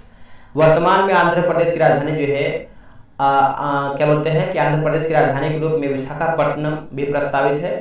तेलंगाना की राजधानी जो है हैदराबाद है। वर्तमान में आंध्र प्रदेश एवं तेलंगाना की राजधानी हैदराबाद है। 2 जून 2014 को आंध्र प्रदेश का विभाजन कर तेलंगाना राज्य का गठन किया गया। हैदराबाद चूंकि तेलंगाना में स्थित है, इसलिए भविष्य में हैदराबाद केवल तेलंगाना की राजधानी रहेगा। इसलिए आंध्र प्रदेश की राजधानी के रूप में अमरावती को प्रस्तावित किया गया है। 31 अक्टूबर 2019 को जम्मू कश्मीर राज्य का विभाजन कर 2 केंद्र शासित प्रदेश बनाए गए हैं, जम्मू कश्मीर, लद्दाख। जम्मू कश्मीर की राजधानी जो है श्रीनगर है। शीतकालीन की बात करते हैं तो राजधानी आपका जम्मू है। लद्दाख की राजधानी जो है आपका लेह है। एकल आवृत्ति वाले ध्वनि को क्या कहते हैं? दोस्तों इसको जो है हम टोन कहते हैं, ये सही होगा। ध्वनि की गुणता वह अभिलक्षण है जो हमें समान तारत्व तथा प्रबलता की 2 ध्वनियों में अंतर करने में सहायता प्रदान करता है या फिर सहायता करता है। अनेक आवृत्तियों के मिश्रण से उत्पन्न ध्वनियों को स्वर कहते हैं और यह सुनने में जो है सुखद होती है और शोर कर्णप्रिय नहीं होता है, जबकि संगीत सुनने में सुखद होता है। किसी माध्यम में ध्वनि की चाल आवृत्ति पर निर्भर नहीं करता है। निम्नलिखित में से कौन मानव हार्मोन नहीं है? इनमें से आपका मानव हार्मोन कौन सा नहीं है? तो साइटोकाइनिन दोस्तों आपका नहीं है, ऑप्शन नंबर डी सही होगा। देखिए साइटोकाइनिन पादप हार्मोन है जिसकी खोज मिलर ने मछली के शुक्राणु में किया था। इनका नाम जो है काइनेटिक है ना, काइनेटिक रखा। बाद में स्कूग नामक एक वैज्ञानिक ने इसका नाम जो है साइटोकाइनिन रखा। साइटोकाइनिन रसायन का निर्माण पौधों के जड़ों में फल के भीतर होता है। यह रसायन ऑक्सीजन के साथ मिलकर कोशिका विभाजन की क्रिया को नियंत्रित करता है। यह क्लोरोफिल को जल्दी नष्ट नहीं होने देता है। इस रसायन के प्रभाव से पेड़ की पत्तियां अधिक समय तक हरी भरी रहती हैं। आगे क्वेश्चन नंबर कि सिंधु घाटी सभ्यता के निम्नलिखित स्थलों में से किस एक में वृहद स्थानागार पाया गया था? तो यह आपको हो जाएगा मोहनजोदड़ो हो जाएगा, ऑप्शन नंबर डी सही आंसर होगा मोहनजोदड़ो। देखिए कांस की नर्तकी की मूर्ति, सूती कपड़ा, मिट्टी का तराजू, मातृ देवी की मूर्ति, गले हुए तांबे के ढेर आदि भी मोहनजोदड़ो से पाया गया है। जुते हुए खेत के साक्ष्य, उसके बाद आयताकार 7 अग्नि वेदिकाएं, कांच और मिट्टी की चूड़ियां, प्रतीकात्मक समाधियां आदि जो है कालीबंगा से पाया गया है। शंख का बना बैल, उसके बाद स्त्री के गर्भ से निकलता हुआ पौधा, स्वास्तिक एवं चक्र के साक्ष्य कब्रिस्तान और 37 समाधान पेटिका आदि जो है हड़प्पा से पाए गए हैं। लोथल से मनका उद्योग के साक्ष्य, तांबे का कुत्ता और फारस की मुहर बंदरगाह, धान की भूसी सब जो है पाए गए हैं लोथल से। अगला है कनिष्क को हराने वाला चीनी जनरल कौन था? चीनी जनरल कौन था? तो देखिए इसका आंसर हो जाएगा पान चाओ। क्या होगा? पान चाओ, ऑप्शन नंबर सी होगा। कनिष्क का चीन के शासक पान चाओ से युद्ध हुआ था, जिसमें पहले कनिष्क की पराजय हुई तथा बाद में विजय। कनिष्क कुषाण वंश का महानतम शासक था। उसने 78 ईस्वी में अपना राज्यारोहण किया तथा इसके उपलक्ष्य में शक संवत चलाया। इसे वर्तमान भारत सरकार द्वारा प्रयोग मार्च 1957 से लाया गया था। अगला है कि कनिष्क की प्रथम राजधानी जो है पेशावर यानी पुरुषपुर तथा दूसरी राजधानी मथुरा थी। कनिष्क ने कश्मीर जीत कर वहाँ कनिष्कपुर नामक नगर बसाया था। कनिष्कपुर नगर जो है बसाया था। आगे वो क्वेश्चन कि बजरंग पूनिया का संबंध किस खेल से है। देखिए बजरंग पूनिया का संबंध देखेंगे तो आपका कुश्ती से है दोस्तों। ऑप्शन नंबर ए राइट होगा, कुश्ती। अब देखिए कुछ खिलाड़ियों का नाम जैसे पीवी सिंधु की बात करते हैं बैडमिंटन, दीपिका कुमारी जो है तीरंदाजी, हिमा दास यानी ढींग एक्सप्रेस कहते हैं इनको, ये धावक से संबंधित हैं। साइना नेहवाल जो है बैडमिंटन, दीपा कर्माकर जो है जिम्नास्टिक, और रवि कुमार दहिया की बात करते हैं कुश्ती, भावना पटेल जो है पैरा टेबल टेनिस, अनु भाकर की बात करते हैं निशानेबाज, और मीराबाई चानू की बात करते हैं तो भारोत्तोलन हो जाएगा। राज्यसभा कितने दिनों तक धन विधेयक को रोक सकती है, तो इसका आंसर आपको 14 दिन तक, ऑप्शन नंबर बी राइट होगा। धन विधेयक अनुच्छेद 110 प्रथम बार केवल लोकसभा में पेश किया जाता है, याद रखिएगा। देखिए राज्यसभा धन विधेयक को न तो अस्वीकृत कर सकती है और न ही संशोधित कर सकती है, वह सिर्फ सिफारिश कर सकती है। इसको मानने या न मानने के लिए लोकसभा स्वतंत्र है। राज्यसभा धन विधेयक को अधिकतम 14 दिनों तक जो है रोक सकती है। 14 दिन की अवधि बीत जाने पर यह जो है स्वतः मान लिया जाता है कि धन विधेयक को जिस रूप में लोकसभा ने पास किया उसी रूप में जो है राज्यसभा ने भी पास कर दिया है। कृत्रिम पारिस्थितिकीय तंत्र का उदाहरण है, तो आंसर हो जाएगा खेत, ऑप्शन नंबर बी राइट होगा। देखिए वर्ष 1935 में ब्रिटिश पारिस्थितिकीविद आर्थर टेंसले ने पारिस्थितिकीय तंत्र शब्द का गढ़ा था। समुदायों के जीवों की रचना, कार्य एवं उनके वातावरण के पारस्परिक संबंध को पारिस्थितिकीय तंत्र या परितंत्र कहते हैं। पारिस्थितिकीय तंत्र एक जटिल आत्मनिर्भर प्रकृति तंत्र होता है जिसमें सजीव एवं निर्जीव संगठक अंतर्निहित होते हैं। इसमें सजीवों एवं निर्जीवों के बीच अंतर संबंध बनाए रखने के लिए ही जाने वाले सभी क्रियाएं अंतर्निहित होती हैं। अगला कि पारिस्थितिकीय तंत्र एक खुला तंत्र होता है क्योंकि इसमें निरंतर ऊर्जा तथा पदार्थों का संचयन तथा बहिर्गमन होता रहता है।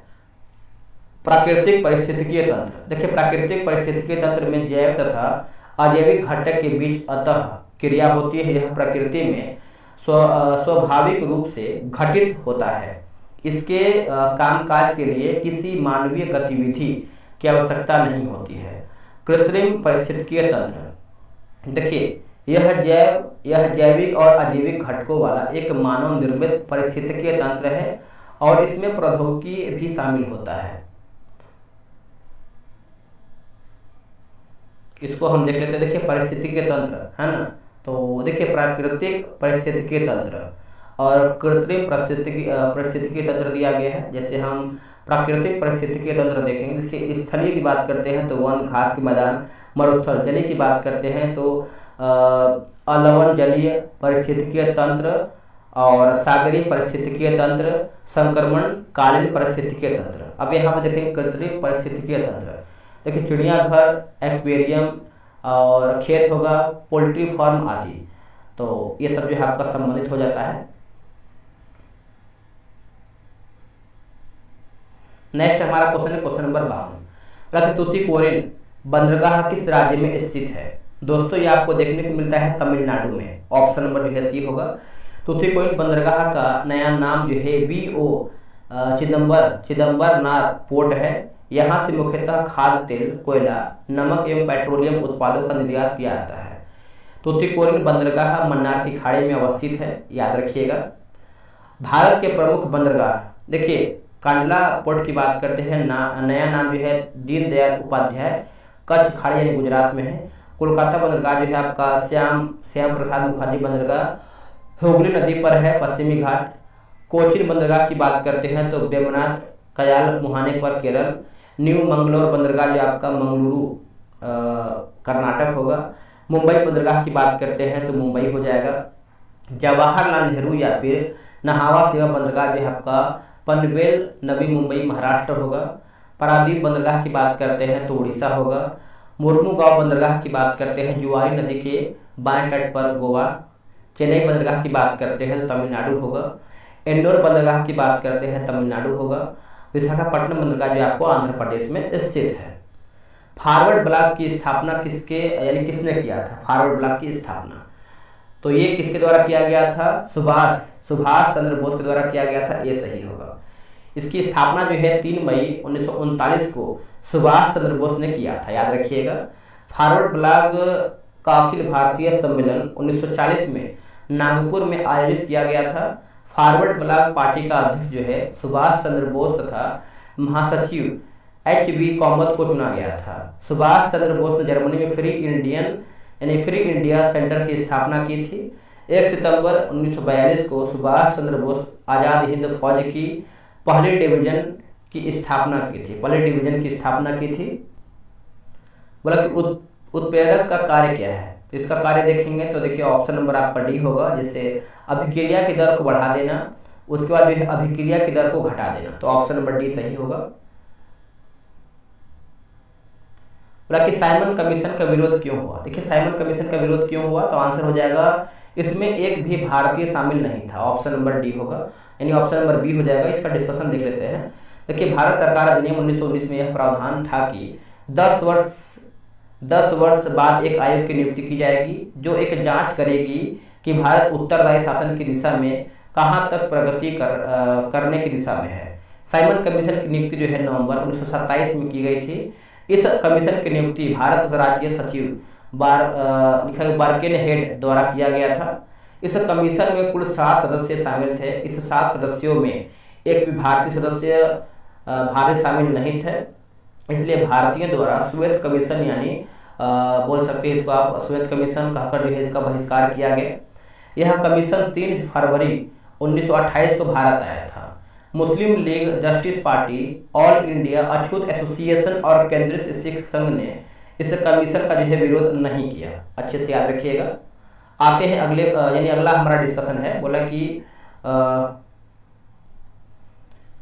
कि साइमन कमीशन के विरोध के दौरान हुए लाठीचार्ज से चोटिल होने के कारण जो है पंजाब केसरी लाला लाजपत राय का निधन जो है 17 नवंबर 1928 को हो गया था। लाला लाजपत राय को चोटिल करने वाले अंग्रेज पुलिस अधिकारी सैंडर्स की हत्या जो है 17 दिसंबर 1928 को हिंदुस्तान सोशलिस्ट रिपब्लिकन एसोसिएशन के कार्यकर्ता भगत सिंह, राजगुरु व चंद्रशेखर आजाद द्वारा जो है किया गया। अगला है 1946 के नौसैनिक विद्रोह का नायक कौन था? आंसर होगा MS खां, ऑप्शन नंबर सी होगा। रॉयल इंडियन नेवी के विद्रोह की शुरुआत 18 फरवरी 1946 को हुई जब बंबई में नौसैनिक जहाज HMIS तलवार के नाविकों ने नस्लवादी भेदभाव और खराब भोजन के खिलाफ हड़ताल किया। विद्रोहियों ने एक नौसेना केंद्रीय हड़ताल समिति का गठन MS खान यानी खां के नेतृत्व में किया था। इस नौसैनिक ने 20 सदस्य की रिहाई की मांग की जिन्हें जहाज की दीवारों पर भारत छोड़ो लिखने के आरोप में गिरफ्तार किया गया। सरदार पटेल व मोहम्मद अली जिन्ना के सलाह पर सैनिकों ने आत्मसमर्पण कर दिया। विद्रोहियों ने आत्मसमर्पण करते हुए कहा कि हम भारत के सामने आत्मसमर्पण कर रहे हैं, ब्रिटेन के सामने नहीं। इस नौसैनिक विद्रोह में इंकलाब जिंदाबाद, जय हिंद, हिंदू मुस्लिम एक हो, ब्रिटिश साम्राज्यवाद मुर्दाबाद, आजाद हिंद फौज के कैदियों को रिहा करो आदि नारे जो है लगाए गए। फरवरी 1946 में INA अधिकारी राशिद अली को सजा जो है दिया गया था। धात्विक खनिज का उदाहरण क्या है? तो यह हो जाएगा सोना, चांदी और लोहा जो है सही होगा। देखिए धात्विक खनिज, जिन खनिजों में धात्विक गुण पाए जाते हैं उन्हें धात्विक खनिज कहते हैं। अपनी कठोरता के कारण जो है अधिकांश धातुओं का उपयोग कई कार्यों में किया जाता है। धात्विक खनिजों का उपयोग के साथ ही मानव सभ्यता के युगों का विकास हुआ। ताम्र युग लौह है। पृथ्वी पर उपलब्ध तत्वों में सर्वाधिक उपयोगी तत्व धातु ही है। किसी देश की उन्नति एवं समृद्धि का अनुमान धातुओं की खपत के आधार पर ही लगाया जाता है। बोला कि बैलाडीला किसके लिए प्रसिद्ध है? देखिए बैलाडीला जो दोस्तों ये आपका लौह अयस्क के लिए प्रसिद्ध है। ऑप्शन नंबर बी सही होगा। भारत में लौह अयस्क के 2 प्रमुख प्रकार हेमेटाइट तथा मैग्नेटाइट पाए जाते हैं। लौह अयस्क की कुल आरक्षित भंडारों का लगभग 95% भाग उड़ीसा, झारखंड, छत्तीसगढ़, कर्नाटक, गोवा, आंध्र प्रदेश तथा तमिलनाडु राज्यों में है। उड़ीसा में लौह अयस्क सुंदरगढ़, मयूरभंज, झार पहाड़ी श्रृंखलाओं में पाया जाता है। देखिए बोला कि उष्ण कटिबंधीय सदाबहार वनस्पति का उदाहरण क्या है, ये आपको हो जाएगा महोगनी और रोजवुड हो जाएगा। देखिए उष्ण कटिबंधीय सदाबहार वनस्पति वे वनस्पतियां 250 सेंटीमीटर से अधिक वार्षिक वर्षा तथा 22 डिग्री सेल्सियस से अधिक औसत वर्षा जो है तापमान वाले क्षेत्रों में पाए जाते हैं। उष्ण कटिबंधीय वनों की शुद्ध प्राथमिक उत्पादकता भी सर्वाधिक होती है। सिनकोना, सहोगनी, रोजवुड, आर्किड, फर्न, आबनूस, बांस तथा ताड़ आदि उष्ण कटिबंधीय सदाबहार वनस्पति के उदाहरण हैं। उष्ण कटिबंधीय आर्द्र पर्णपाती वनस्पति, इन वनस्पतियों के विकास हेतु 100 से 200 सेंटीमीटर तक वार्षिक वर्षा जो है आवश्यक होती है। प्रमुख वनस्पति साल, सागवान, शीशम, बेंत, चंदन, आंवला, सहतूत, महुआ आदि हैं। नोट: बबूल, नागफनी, खजूर, खेजड़ी आदि शुष्क कटिली वनस्पति के उदाहरण हैं। लेकिन नौका दौड़ किस राज्य का प्रसिद्ध खेल है? तो ये आपका केरल का हो जाएगा। आंसर आपका डी सही होगा, केरल। केरल में नौका दौड़ का सिलसिला बोला कि चंबकुलम वलमकली अथवा नौका दौड़ के साथ आरंभ होता है। यह राज्य की सबसे लोकप्रिय नौका दौड़ है। केरल के अलपुझा जिले में पुनमड मेकवाटर में आयोजित की जाने वाली नेहरू ट्रॉफी नौका दौड़ है। केरल के बैकवाटर्स का सबसे बड़ा उत्सव है। इस नौका दौड़ का आयोजन प्रतिवर्ष अगस्त के दूसरे शनिवार को किया जाता है। इस नौका दौड़ में चंदन वल्लम यानी स्नेक बोट और छोटी देसी नौकाओं की दौड़ व अनुष्ठानिक जल शोभा यात्रा निकाली जाती है। लकी अरणमुला वल्लमकली यह सर्व नौका दौड़ समारोह पार्थसारथी मंदिर द्वारा जो है ओणम के मौसम में संचालित किया जाता है। और पैडम है ना, पैडम नौका दौड़ जो कि सर्प नौका दौड़ और अल्पबुझा में आयोजित जो है किया जाता है। आगे है कि नरोडा परमाणु विद्युत संयंत्र किस राज्य में स्थित है? तो ये आपको उत्तर प्रदेश में देखने को मिलता है। ऑप्शन नंबर सी होगा। परमाणु रिएक्टर दो प्रकार के होते हैं, अनुसंधान रिएक्टर और ऊर्जा रिएक्टर। अगस्त 1956 में एशिया के पहले अनुसंधान रिएक्टर अप्सरा का परिचालन भाभा परमाणु अनुसंधान केंद्र यानी ट्राम्बे, मुंबई द्वारा जो है किया गया था। अप्सरा रिएक्टर का परिचालन जो है 2009 में बंद कर दिया गया। भारत में 7 परमाणु संयंत्रों में 22 से अधिक रिएक्टर जो है कार्यरत हैं। तारापुर नाभिकीय संयंत्र महाराष्ट्र भारत का प्रथम ऊर्जा नाभिकीय रिएक्टर है। रावत भाटा नाभिकीय संयंत्र जो है आपका राजस्थान। कुडनकुलम नाभिकीय संयंत्र जो है तमिलनाडु। कैगा नाभिकीय संयंत्र जो है कर्नाटक। काकरापारा नाभिकीय संयंत्र की बात करते हैं तो आपको गुजरात देखने को मिलता है। कलपक्कम नाभिकीय संयंत्र जो है आपको तमिलनाडु। नरोडा नाभिकीय संयंत्र की बात करते हैं तो उत्तर प्रदेश में है। अनिसेर है ना, लिखा गया है अनिमेष लोचन चैत्य कहाँ स्थित है? तो ये आपको जो है बोधगया में देखने को मिलता है। ये सही होगा। यह वह स्थान है जहाँ भगवान बुद्ध ने ज्ञान प्राप्त करने के बाद अपना दूसरा सप्ताह खड़े होकर बोधि वृक्ष को एकटक देखते हुए बिताया था। अनिमेष लोचन चैत्य महाबोधि मंदिर परिसर की सीमा के भीतर स्थित 7 पवित्र स्थानों में से एक है। अनिमेष लोचन चैत्य नाम का शाब्दिक अर्थ होता है खुली आंखें। इसे ज्वेल वाक या फिर विचरण पथ भी कहा जाता है। बौद्ध धर्म का स्थापना जो है महात्मा बुद्ध ने किया था। महात्मा बुद्ध के बचपन का नाम जो है सिद्धार्थ था। हरसाई बौद्ध स्तूप जो है बेगूसराय बिहार में स्थित है। विश्व शांति स्तूप जो है राजगीर में स्थित है। भारत की पहली सीमेंट फैक्ट्री की स्थापना कहाँ किया गया था? तो ये किया गया था चेन्नई में। ऑप्शन नंबर ए सही होगा। 1904 में भारत में पहली बार समुद्री सीपियों का उपयोग कर चेन्नई में सीमेंट बनाने का असफल जो है प्रयास किया गया। भारत में सफल सीमेंट फैक्ट्री की शुरुआत 1914 में इंडियन सीमेंट कंपनी के रूप में पोरबंदर में किया गया। आगे हमारा है कि गारो, खासी एवं जयंतिया जो है एक भाग है किसका? तो ये आपको हो जाएगा प्रायद्वीपीय पठार का भाग है। ऑप्शन नंबर बी होगा। भारत का प्रायद्वीपीय पठार एक अनियमित त्रिभुजाकार आकृतिय भूखंड है जिसका विस्तार उत्तर पश्चिम में अरावली पर्वतमाला व दिल्ली, पूरब में राजमहल की पहाड़ियां, पश्चिम में गिर पहाड़ियां, दक्षिण में कार्डमम पहाड़ियां तथा उत्तर पूर्व में शिलांग एवं कार्बी एंगलोंग पठार तक है। प्रायद्वीपीय पठार को पठारों का पठार कहते हैं क्योंकि यह कई पठारों से मिलकर बना है। उत्तर पूर्वी पठारों में मेघालय का पठार प्रायद्वीपीय पठार का ही भाग है।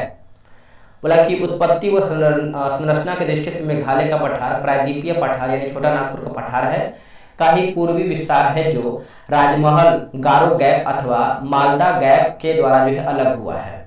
इस पठार में पश्चिम से पूरब की ओर क्रमशः गारो, खासी, जयंतिया तथा मिकिर पहाड़ियां अवस्थित हैं जो प्राचीन चट्टानों से बनी हैं। गारो, खासी, जयंतिया इस पठार में निवास करने वाली प्रमुख जनजाति हैं। मेघालय पठार क्षेत्र में धारवाड़ संरचना से निर्मित शिलोंग रेंज सबसे ऊंचा पर्वतीय क्षेत्र है, इसलिए इसे जो है शिलोंग पठार के नाम से जाना जाता है। गूगल द्वारा भारतीय ग्रामीण महिलाओं के लिए कौन सा प्रोग्राम चलाया गया है? तो यह आपका हो जाएगा इंटरनेट साथी हो जाएगा, ऑप्शन नंबर बी होगा। ग्रामीण समुदायों में महिलाओं के बीच डिजिटल साक्षरता को बढ़ावा देने के लिए टाटा ट्रस्ट के सहयोग से गूगल द्वारा 2015 में यह कार्यक्रम जो है शुरू किया गया था। अब यहाँ पर देखिए आपका ये मेंस का पेपर है तो आपको मैथ प्लस रीजनिंग देखने को मिलेगा। तो इसमें देखिए 20 क्वेश्चन आपका मैथ प्लस रीजनिंग है, इसको हम स्किप करेंगे, पूरा जीके जीएस को देखेंगे। जो भी आपका जीके जीएस होगा इसको हम पूरा देखने का प्रयास करेंगे। जैसे आपको देखेंगे 73 नंबर जो है आपको देख लेते हैं। निम्नलिखित विद्रोह को क्रम में सजाइए। तो देखिए इसका आंसर आपका सी हो जाएगा, जिसमें आप देखेंगे तो आपका पहले आपका चंपारण सत्याग्रह हो जाएगा जो कि 1917 में हुआ था। उसके बाद देखिए आपका हो जाएगा अहमदाबाद आंदोलन, दोस्तों ये आपका हुआ था 1918 फरवरी मार्च में हुआ था। फिर खेड़ा सत्याग्रह की बात करते हैं तो आपका 1918 मार्च जून में हुआ था। देखिए चंपारण सत्याग्रह का नेतृत्व जो है महात्मा गांधी ने किया था। चंपारण सत्याग्रह 3 कठिया प्रणाली यानी 3/20 के विरुद्ध किया गया था। इस प्रणाली के तहत अंग्रेजों द्वारा किसानों से प्रत्येक 20 कट्ठा भूमि में से 3 कट्ठा भूमि पर जबरन नील की खेती कराई जाती थी। प्लेग बोनस के लिए अहमदाबाद के मिल मजदूरों ने आंदोलन किया था। इसे समर्थन देने हेतु गांधी जी ने पहली बार भारत में भूख हड़ताल का प्रयोग किया था। खेड़ा सत्याग्रह गांधी जी द्वारा जो है गुजरात के किसानों की समस्याओं को लेकर किया गया था। ये भी आपका क्वेश्चन मैथ का ही दिया गया है। तो चलिए आगे बढ़ते हैं, अगला हम क्वेश्चन देख लेते हैं। ये सब आपका मैथ का क्वेश्चन है। वीडियो कैसा लग रहा है दोस्तों बताइएगा, और हो सके तो क्वेश्चन वीडियो को लाइक करके जाइएगा, क्योंकि देखिए वीडियो को लाइक करते हैं तो कहीं ना कहीं मोटिवेशन आता है, और एक ये होता है कि चलिए आपको एक बेहतर तरीके से वीडियो जो है प्रोवाइड कराया जाए। ये सब जो है आपका मैथ का ही क्वेश्चन दिया गया है। तो अब आते हैं क्वेश्चन नंबर 95 पे। देखिए बोला कि विधान परिषद का सदस्य बनने हेतु न्यूनतम उम्र जो है कितनी होनी चाहिए? तो ये आपका 30 वर्ष होना चाहिए, ऑप्शन नंबर सी सही होगा। विधान परिषद राज्य विधानमंडल का उच्च सदन होता है। विधानसभा राज्य विधानमंडल का निम्न सदन होता है। विधानसभा का सदस्य बनने हेतु न्यूनतम उम्र जो है 25 वर्ष होनी चाहिए। प्रमुख पदों हेतु उम्र सीमा की बात करते हैं तो देखिए पंचायत चुनाव लड़ने हेतु 21 वर्ष हो जाएगा। राज्यपाल, उपराज्यपाल, राष्ट्रपति, उपराष्ट्रपति हेतु जो है 35 वर्ष है। लोकसभा की बात करते हैं तो 25 वर्ष हो जाएगा। राज्यसभा सदस्य की बात करते हैं तो 30 वर्ष यहाँ पर हो जाएगा। अब आते हैं क्वेश्चन नंबर 96 पे। वृहद ट्रंक मार्ग निम्न में से किससे जो है संबंधित है? तो यह आपका सड़क परिवहन से है, ऑप्शन नंबर ए राइट होगा। वृहद ट्रंक मार्ग का निर्माण शेरशाह सूरी ने करवाया था। कालांतर में अंग्रेज लॉर्ड ऑकलैंड ने इसका मरम्मत करवाया था। ग्रांड ट्रंक रोड दक्षिण एशिया की सबसे पुरानी सड़क मार्ग है। वर्तमान के NH1 एवं NH2 को सम्मिलित रूप से ग्रांड ट्रंक रोड कहा जाता है। इस सड़क मार्ग को सड़क ए आजम तथा शेरशाह सूरी मार्ग भी कहा जाता है। विश्व स्वास्थ्य संगठन का मुख्यालय निम्नलिखित में से किस देश में स्थित है? तो दोस्तों ये आपको स्विट्जरलैंड में देखने को मिलता है, ऑप्शन नंबर बी सही होगा। इसकी स्थापना 7 अप्रैल 1948 को किया गया है। विश्व स्वास्थ्य संगठन एक ऐसी संस्था है जो विश्व के सभी देशों के साथ स्वास्थ्य से संबंधित समस्याओं पर आपसी सहयोग तथा मानक विकसित करने का काम करता है। विश्व स्वास्थ्य संगठन का मुख्य उद्देश्य पूरे विश्व के लोगों को बेहतर स्वास्थ्य भविष्य देना तथा स्वास्थ्य सेवाओं को मजबूत बनाना है। विश्व स्वास्थ्य संगठन में सदस्यों की जो कुल संख्या है 194 सदस्य हैं। वर्तमान में विश्व स्वास्थ्य संगठन के महानिदेशक टेड्रोस अधानोम घेब्रेयेसस हैं। विश्व स्वास्थ्य संगठन जो है विश्व स्वास्थ्य दिवस जो है 7 अप्रैल को मनाया जाता है। विश्व के प्रमुख संगठन एवं उनके मुख्यालय देख लेते हैं, कुछ इंपॉर्टेंट जो हैं, जैसे एशियाई विकास बैंक की जो मुख्यालय है मनीला फिलीपींस में है। दक्षिण पूर्वी एशियाई राष्ट्रों का मुख्यालय जो है आप बोल सकते हैं जकार्ता इंडोनेशिया। नाटो का मुख्यालय जो है ब्रुसेल्स बेल्जियम। सार्क का मुख्यालय जो है काठमांडू नेपाल। विश्व व्यापार संगठन WTO तो जेनेवा स्विट्जरलैंड होगा। आधुनिक राष्ट्रमंडल की बात करते हैं लंदन यूके में है। अंतर्राष्ट्रीय मुद्रा कोष की बात करते हैं तो आपको वाशिंगटन DC में देखने को मिलता है। किसी अर्धचालक का ताप बढ़ाने पर उसकी प्रतिरोधकता, तो इसका आंसर क्या होगा बताइएगा। देखिए इसका आंसर आप देखेंगे तो आपका ऑप्शन नंबर बी होगा। किसी अर्धचालक का ताप बढ़ाने पर उसकी प्रतिरोधकता जो है घट जाएगी। बी सही आंसर होगा। आते हैं क्वेश्चन नंबर 99 पे। बोला कि ओडोमीटर एक उपकरण है। ओडोमीटर एक उपकरण है जिसके द्वारा जो है मापन किया जाता है। तो ये आपको हो जाएगा दूरी का, ऑप्शन नंबर डी सही होगा। देखिए ओडोमीटर है ना, ऑडियोमीटर। ऑडियोमीटर यह उपकरण ध्वनि की तीव्रता मापने में काम आता है। ऑडियो फोन जो है इसका उपयोग लोग सुनने में सहायता के लिए जो है कान में लगाने के लिए जो है करते हैं। बोला कि हाइग्रोमीटर, इसकी सहायता से वायुमंडल में व्याप्त आर्द्रता जो है मापी जाती है। सिस्मोग्राफ, यह भूकंप की तीव्रता मापने वाला उपकरण है। फेरोमीटर की बात करते हैं तो यह यंत्र समुद्र की गहराई मापने में काम आता है। रेनगेज की बात करते हैं, यह वर्षा मापने के काम में आने वाला उपकरण है। एक्टिनोमीटर जो है इसकी सहायता से सूर्य की किरणों की तीव्रता मापने में काम आता है। बल एक सदिश राशि है, इसका SI मात्रक जो है आपका न्यूटन है। शक्ति का SI मात्रक की बात करते हैं तो वाट, जिसे वैज्ञानिक जेम्स वाट के सम्मान में रखा गया है। अलकनंदा तथा भागीरथी नदी कहाँ आकर मिलती है, तो ऑप्शन नंबर जो है आपका देवप्रयाग हो जाएगा। ऑप्शन नंबर सी सही होगा। अलकनंदा और पिंडार का संगम जो है कर्णप्रयाग होगा। अलकनंदा और धौलीगंगा की बात करते हैं तो विष्णुप्रयाग होगा। अलकनंदा और मंदाकिनी की बात करते हैं तो आपका रुद्रप्रयाग होगा। अलकनंदा और मंदाकिनी का संगम जो है आपका नंदप्रयाग होगा।